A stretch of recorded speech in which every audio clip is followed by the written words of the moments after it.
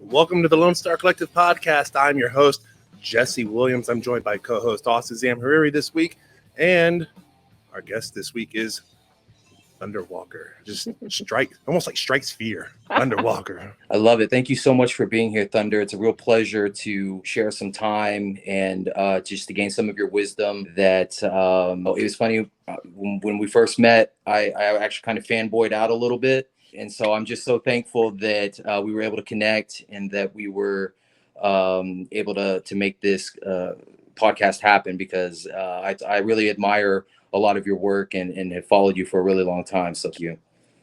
Oh, thank you. I'm excited to be here speaking to my fellow Texans. Oh, my goodness. Yes, it's Texas runs deep in my blood. Before we get started, I want to go ahead and shout out Willowvape Farms. You can find them at willowvapefarms.com, sponsor for the Thunderwalker and Thunderwalker experience.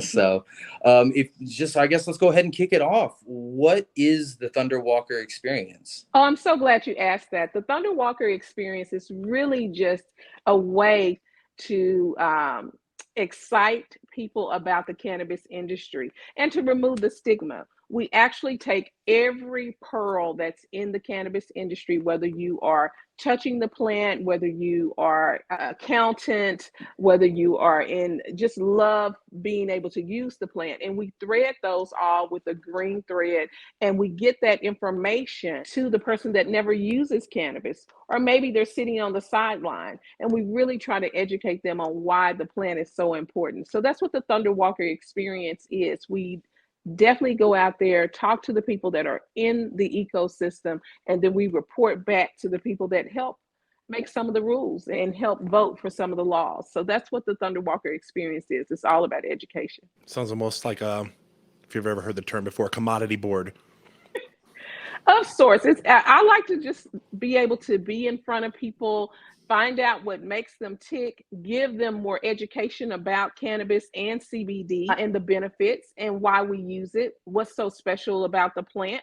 And then once they find out all of that information and they really realize that it is a science, then guess what? Sometimes they change their mind about the plant. Sometimes it removes the stigma. And we just keep pushing forward to make sure that we can help people with this plant medicine. So a lot of people will understand, those of us who are cannabis consumers or have experienced cannabis. It's definitely always a journey, right? And so I know that you have a journey and how you got to where you are. What was your background like before cannabis? Well, I'm glad you asked that too. First of all, my background was in the state of Texas, and I was doing real estate. I got my real estate license when I was 18 years old. I became a real estate appraiser and a mortgage banker. And I did all those things because I loved real estate. I really didn't understand just how far I could go with real estate until I started looking at commercial properties and also agricultural properties. And then the sky was the limit. And so I really loved real estate. And that transition, it cross-pollinated into the cannabis industry, because you cannot do cannabis without real estate. Absolutely. How did that formulate? Did somebody approach you about cannabis, or did you just start researching it? And what was that defining kind of moment that made you say, I'm going to do this? Like I said, I started out in real estate. That was my bread and butter. I just loved it. And then some things happened. So I had some people in my family that, of course, was in the black market of cannabis. And that was really interesting, getting a chance to understand how that market worked. And what happened was my father was diagnosed with cancer. At the same time, I had a child, and my child was disabled. So I was dealing with two major issues in my life that was causing me stress, anxiety, and pain. So when that happened to me, I had to look for answers. My father had lung cancer, and he also had started developing dementia. So it was very difficult for me to find things that he would be willing to take that would help him with his illness. And then my daughter, she's autistic, she's nonverbal, and I was trying to get her a type of medicine that would work for her to live her best life with her particular disabilities. And guess what? I found the plant. We actually went to a skating rink, and there was a guy skating, and he was just really doing all these circles, and he was amazing. It was really interesting.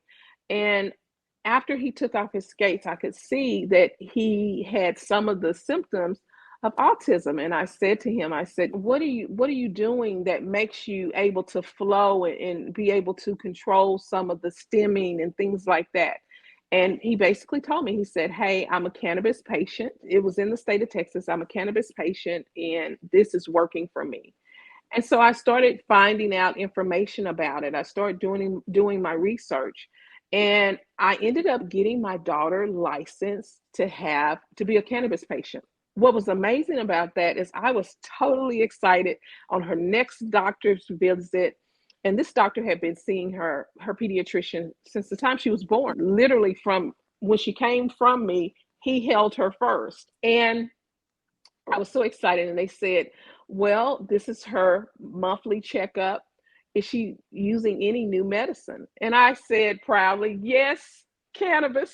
She's using cannabis and she's doing so well. And he closed the folder and he said, if she's on cannabis, I will no longer see you. So I literally had to make a decision right then and there, because we were buying clothes and we were every day was going to the doctor or going to a therapist or going to something that had to do with her illness. It wasn't about going skating. It wasn't about going to the swimming pool. It wasn't about going to the movies.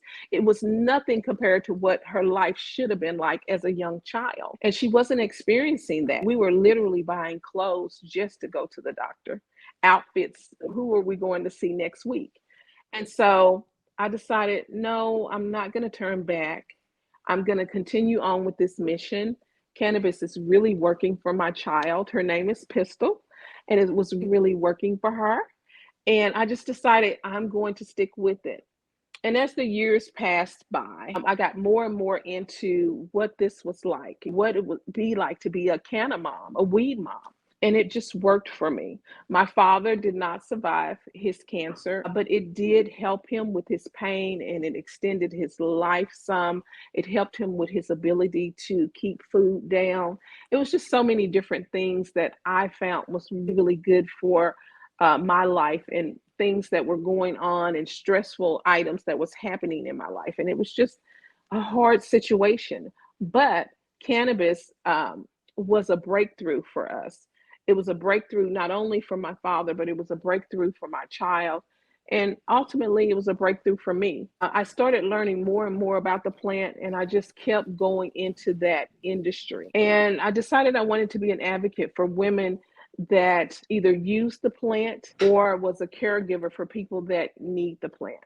I wanted to, And I wanted to yeah, ask you about, with your daughter, what kind of progress would you say you've seen since starting cannabis products? okay, from start to finish, she literally was not able to participate in anything in school, nothing at all. She couldn't even go to the lunchroom. They kept her out of the lunchroom. It was really a negative situation, not only for her, but for me.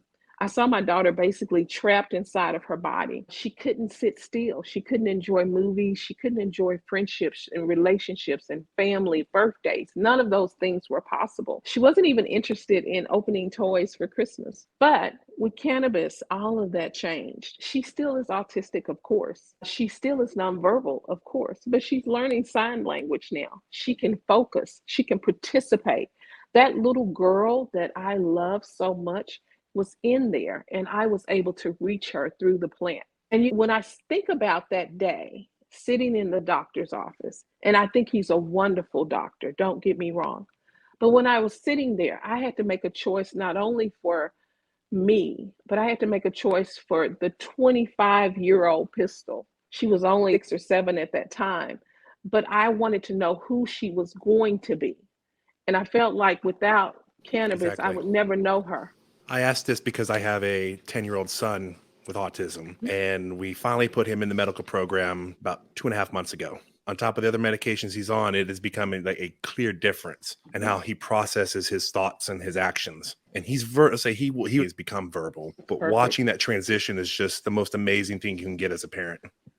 Absolutely, absolutely. It's so funny because you learn to live in their world, right?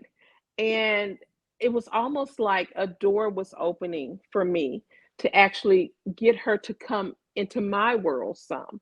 And so she retreats sometimes back to her world. She stems, she still does some of those things.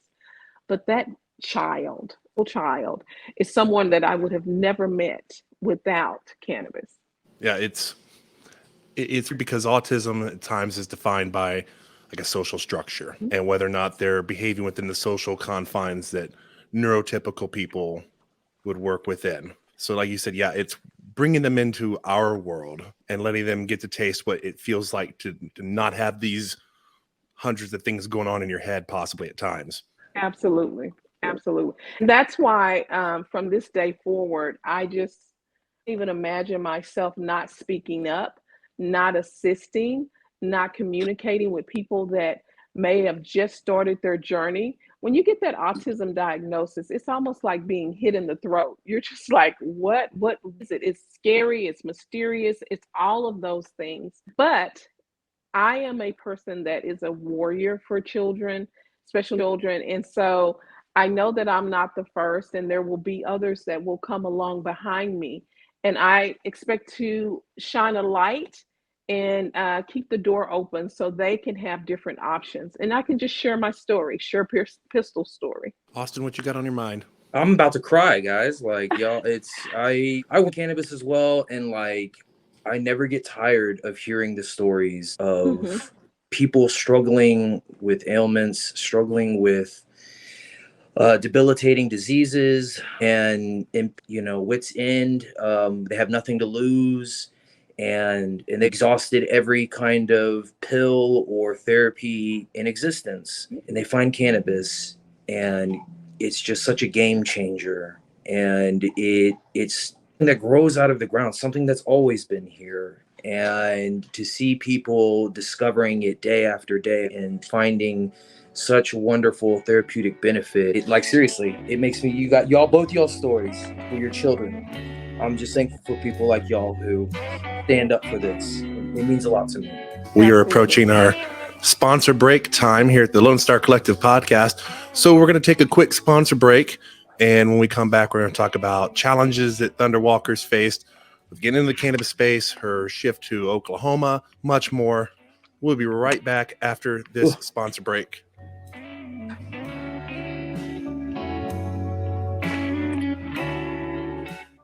Howdy, Colt Power here. These days, many people are choosing to add CBD to their wellness routine. Why? Some like CBD for how it may help them with their focus. Others enjoy the way the plant compound may assist them with their sore muscles and relaxation. For me, CBD has been a game changer in keeping my old sports injuries managed so I can work out and be present for my family. If you've ever been curious about CBD, I invite you to check out our Texas-grown, Texas-made products at powerbiofarms.com. That's power, BIOPHARMS.com. Thrive Apothecary offers an experience truly unique from anything else in Texas. A full-service cannabis solution that is doctor-owned and offers customers every level of cannabis legally available in Texas. From traditional CBD products to emerging hemp-derived THC edibles, smokables, and now medical cannabis. As a licensed medical cannabis provider, prospective patients from anywhere in Texas can book a sponsored online eligibility consultation to determine if they qualify for a medical marijuana prescription from the comfort of their own home. Visit thrivetx.com for more information. Welcome back to the Lonestar Collective podcast, the official podcast of the Texas Cannabis Collective, distributed on Spotify, Apple, Google Podcasts, and many more, to give Texans information regarding policy, industry, and culture. And now, back to this week's show.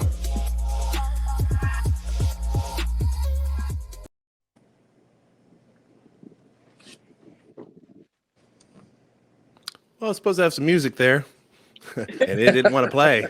So we just come back with that because that's how we roll here. I'm Jesse Williams, the host of Lonestar Collective Podcast.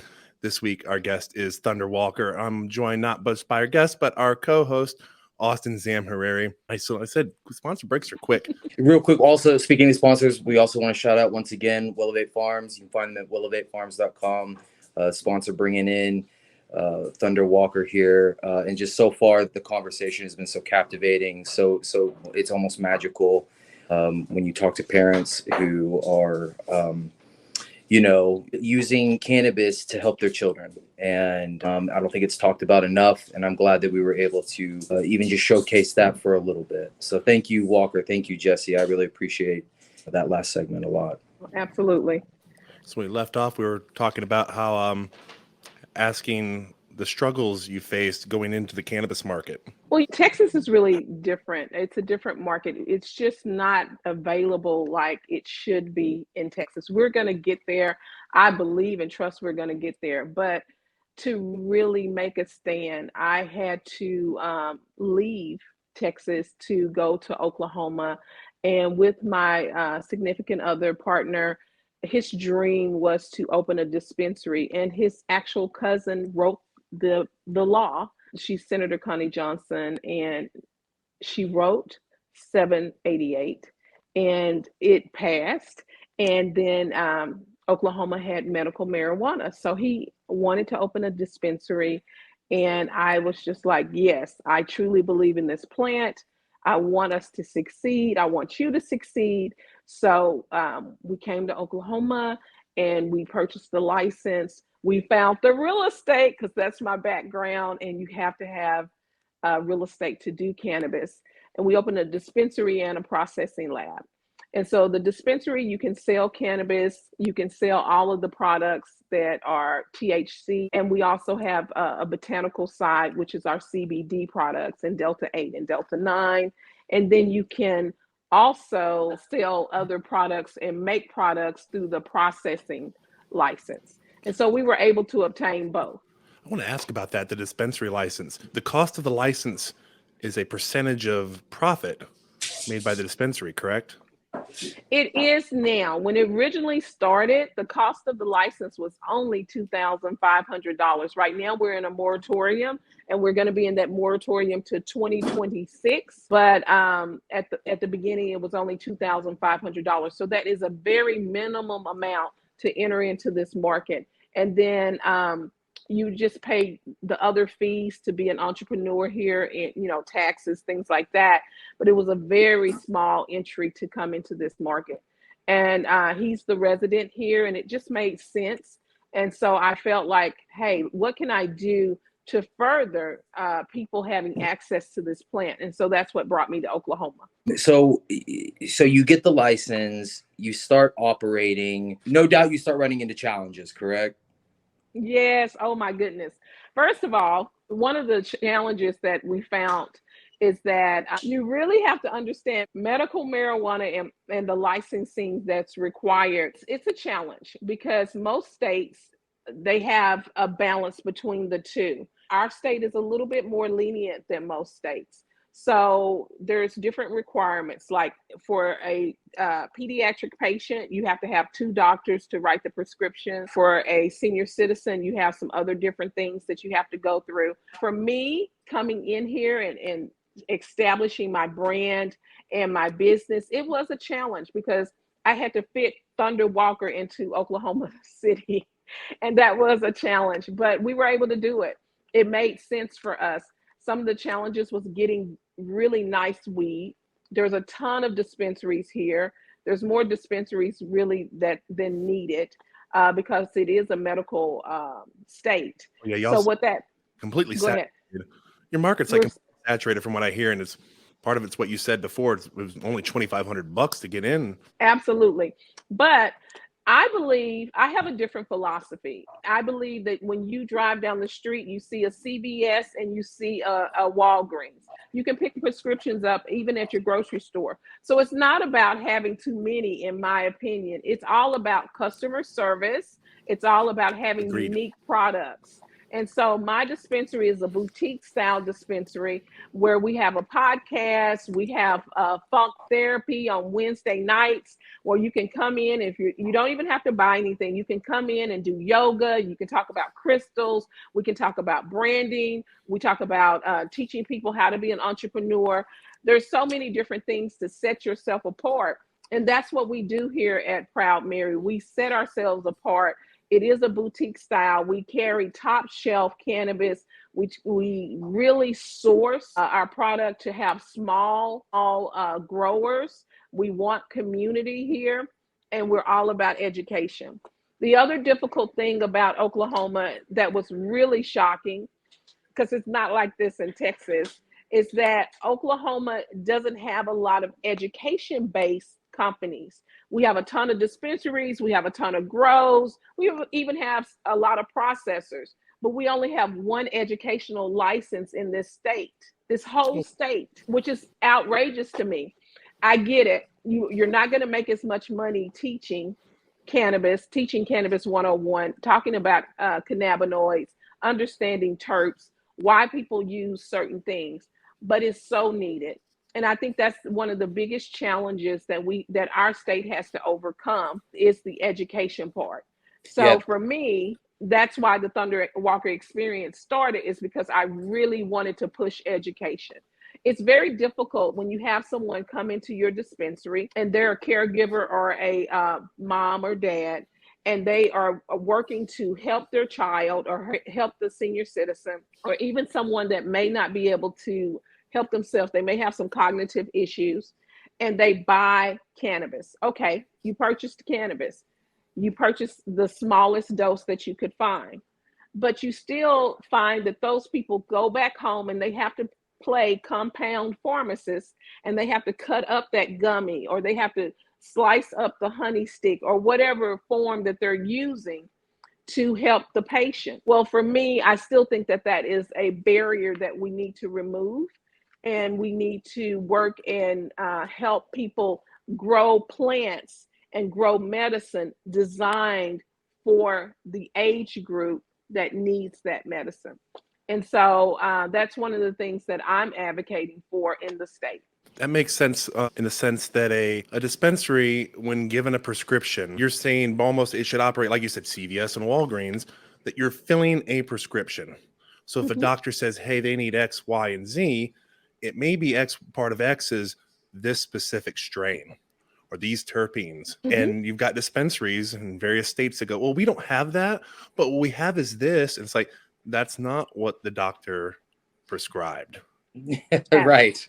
And there's no education there to explain that to people. Absolutely. And, you know, it's very scientific. People really don't understand that the strains of cannabis, the terps, everything is very scientific. The levels of THC, it has gotten down to a science, how we actually feed the soil, how we actually help the plant grow and the bud and develop it. The thing is, there's no reason to not have the knowledge at this point.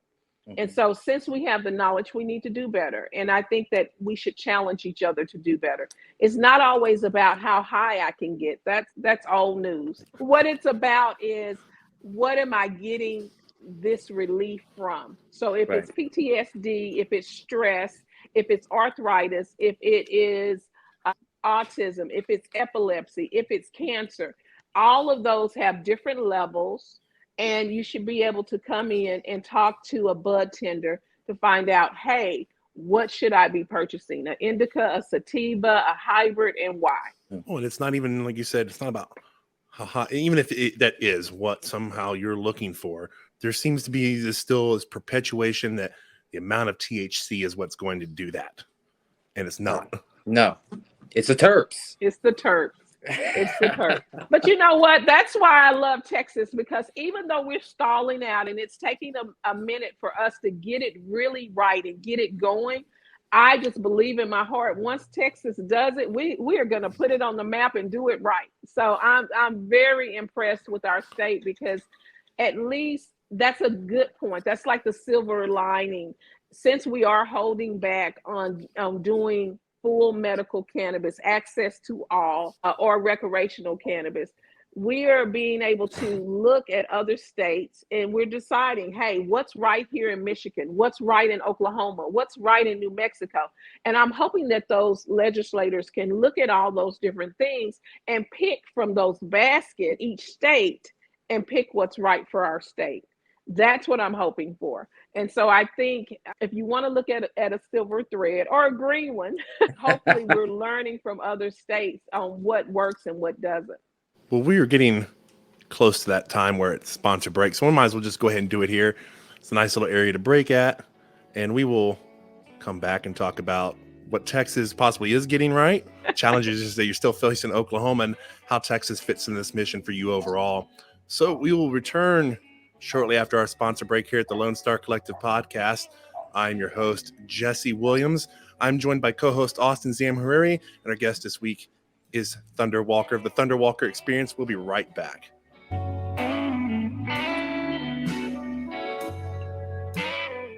Howdy, Colt Power here. These days, many people are choosing to add CBD to their wellness routine.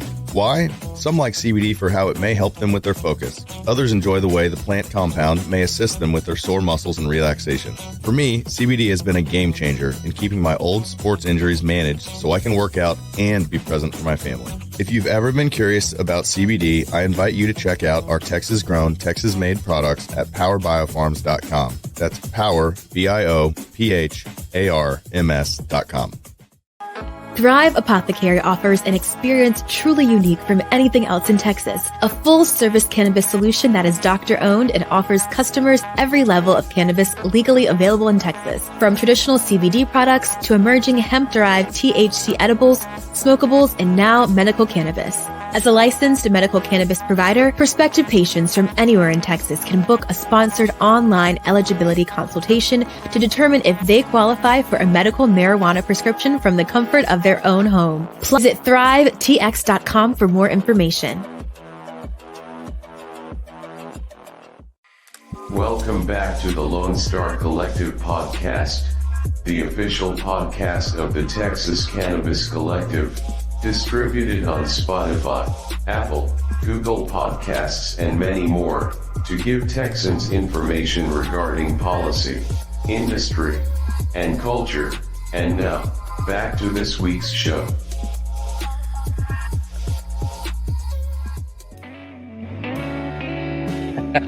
Welcome back to the Lonestar Collective Podcast. I'm your host, Jesse Williams.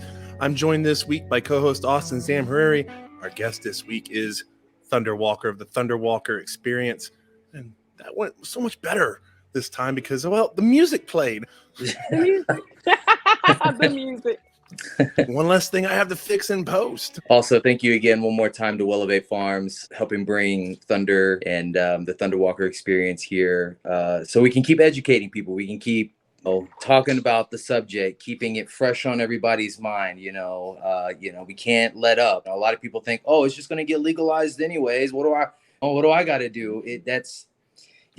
I'm telling you, that's not how it's going to work. It's not going to legalize itself. It's not going to decriminalize itself. A lot of these barriers that we face, they're not going to just fix themselves without people getting engaged, people getting educated, people showing up, and people bringing other people on board, building that community. So thank you, Thunder, for really leading that charge and taking that to Oklahoma and wanting to bring it right back to Texas. Absolutely. Thank you. So I have to ask, we talk about legalization in Texas and talk about getting things done right in Texas eventually. I don't know if you've seen that the hemp growers here now have THCA flower. And I wanted to get your take on that, because to me, we're just almost a hair away from actually having, to me at least, a legal program of sorts. I think that's important. It is a baby step, but it is a step. And so I think it's very important. The one thing that I would suggest for any state is to actually come out of your state. We need to actually see what's going on in other states. I travel across the country. I'm not just in Oklahoma. I'm not just in Texas, but I literally travel across the country, understanding what cannabis is like in other medical states and also in recreational states. The reason why I do that is because I want to understand what the flower should be. What's the best that the flower can be, and be able to improve from there. What's important with the Texas farmer, and that's what I call them, they're farmers to me. whether they're in whatever state. A grower is a farmer. What's important to understand is that as we improve on the flower, we improve on the medicine. And so I think that it is a great step to start moving toward that, and how we can continue to grow and make sure that we have better medicine for different people. And even if it's a slow process, the thing is getting it right. There's so many states that get it wrong and then they have to go back and try to fix it. And Oklahoma was one of those states. That's why rec did not pass here, because it was shut down in every county because we didn't do it necessarily right the first time. We got it passed, which was great, but there were so many loopholes that we didn't figure out ahead of time. Now it's about correction. My hope is that Texas gets it right the first time. And so it's all about a little bit of tweaking and not turning it totally upside down. So sometimes it's better to have it right than to try to go back and fix it later. Absolutely. I think we can really identify that with Texas. So I'm curious, I really want to, gain some wisdom here. What would you give aspiring entrepreneurs who are jumping into this space? If you just had a few sentences to throw out, somebody who really is starting fresh and has all of the spirit and all of the dreams and everything, but they don't have any of the experience. They don't have the Thunder Walker experience yet. What would you impart upon them? The first thing I would tell anybody that wants to get into the cannabis space is that you need to go visit a grow. You need to see the plant from the nursery to harvest. You need to understand what that's like. And that gives you an appreciation for the plant and appreciation for the medicine. And then educate. It's very easy to get into this industry. I don't want anybody to think, oh my God, how do I get into cannabis? It's easy. All you have to do is cross-pollinate everything you love and what you know how to do, and then slide it into the cannabis industry. If you're a great cook, infused foods. If you know how to make candles, perfect. If you are an accountant, easy. Okay? If you are into even banking or lending, finding a bank or a lender that's cannabis friendly, it's out there also. If you're an HR person, you can still get into this industry. So marketing, whatever. You don't necessarily have to touch the plant. Even if you know how to drive, guess what? You can be a driver in the cannabis industry. We need you. But the one thing that we need you to first understand is what the plant is about from beginning to the end. It's not just the bud. It's all the way nurturing, talking to this female plant to make sure that it produces the fruit of cannabis. So that's my biggest thing is really getting them to understand. The second thing that I would tell someone is that this is not about getting rich quick. You have to love it. You really, really have to love this industry. It's some of the nicest people in this industry. We are helpful to each other. And it's a great industry for women to succeed in. It offers a lot of freedom. As a matter of fact, I think this is the next top industry for women besides real estate. And so you're going to find that women are in this industry and they're breaking what they say are glass ceilings. I don't believe that there's a glass ceiling. I believe that wherever you want to do and wherever you want to go in this industry, you can go. You can be a grower and you can also be an accountant. You can do both. There is no limits. And that's what I love about this industry because it's so grassrooted. Real quick, and only because I wanted to be heard by people in Texas, because I love this story. I heard you tell the story about the blue fingernail polish, and I love that. Will you tell us about that? Absolutely. So my polish is this blue watery color, and it has glitter all in it. So when I first got into real estate, got into wellness, and I was trying my best to make a mark in this industry, even with cannabis, I didn't have a lot of money. Matter of fact, I spent most of my money on licensing, on paying rent, on marketing, all of that advertisement. And so I was running really low on making my brand be what it was supposed to be. And there's a ton of large companies out there that they do their best. So I tried to figure out what's going to set me apart. What will people remember? And so I decided to do this color, which is the color of my brand.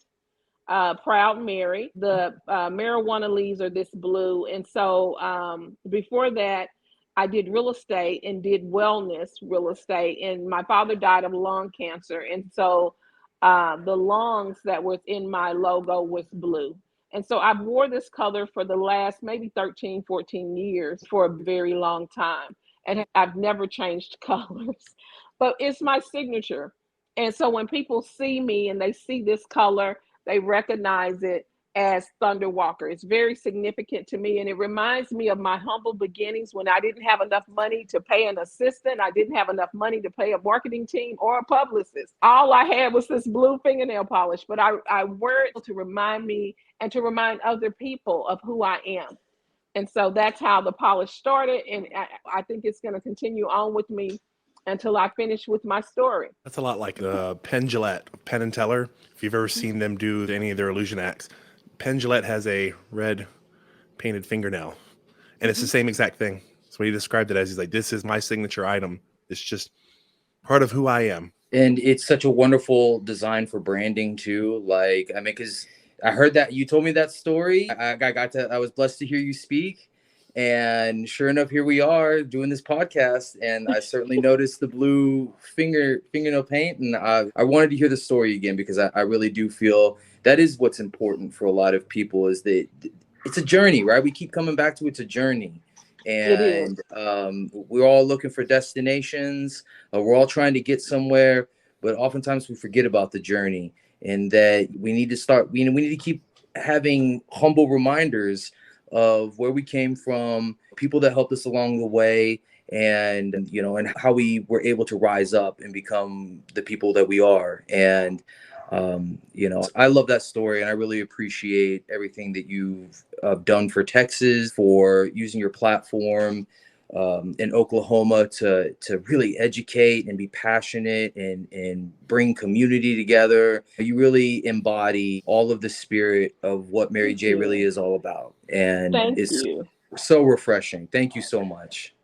Thank you. And what's really great, guys, is as you start this process, it's actually a measuring tool too. So as I started this process and I started to grow and I met different people and things like that, people came up to me with the same polish on, and they said to me, hey, I got my nails done just like yours because I want to move in the same direction. That was so heartwarming to me. And so it's not only my brand, but it also is for people to remember me by. And sometimes they go out and do the exact same thing. And it just makes me feel so great that I can be that big of an impression on someone. So people are looking up to you. And I think we get it too. We influence a lot of people as well. And there's a lot of power that comes with the responsibility of being a leader in education, a leader in entrepreneurship, a leader in the community, just in general. Things that you say, things that you do, the way you carry yourself, the way you do business, all of that matters. It's visible. It's not, and it has ripple effects. Like you said, you never know who you're going to talk to and what kind of seed that you're going to plant inside of them, and what incredible beauty that might grow into. And so I love it. I love how much you love this plant and the story behind it. And so I'm ready to get you back to Texas. Well, we got to free the plant first, but I'm going to be helping with that in all the ways that I possibly can. To me, Texas is a great place to live. It's a great place to raise a family. It has all the markings of doing great things in the cannabis industry. And I think, as we always do, we set it off. We are on top. As soon as we decide to get into the race will be ours. So you mentioned earlier, the start of our podcast, that you have your own podcast. Would you go ahead and plug that? Any other outlets you want to plug for yourself? Yeah, tell us about Proud Mary. Tell people where they can find you. Okay, I'm located in Oklahoma City at 2410 North Robinson. We're right next to the Blue Note, and the name of the dispensary is called Proud Mary Cannabis. It's a nod to Tina Turner, because when you think about it, every woman is Mary. It's the birth of something that is starting in your life. And it's all those things that happen from the beginning to the end, all the good and the bad, and how she was able to recondition and reshape herself, restructure her life into something that was just made her a mega star. Same thing with Proud Mary Cannabis. We really want you to understand that we believe in you and what you're capable of doing. So we really, really wish that. My podcast is called Troublemakers because well-behaved women seldom make history.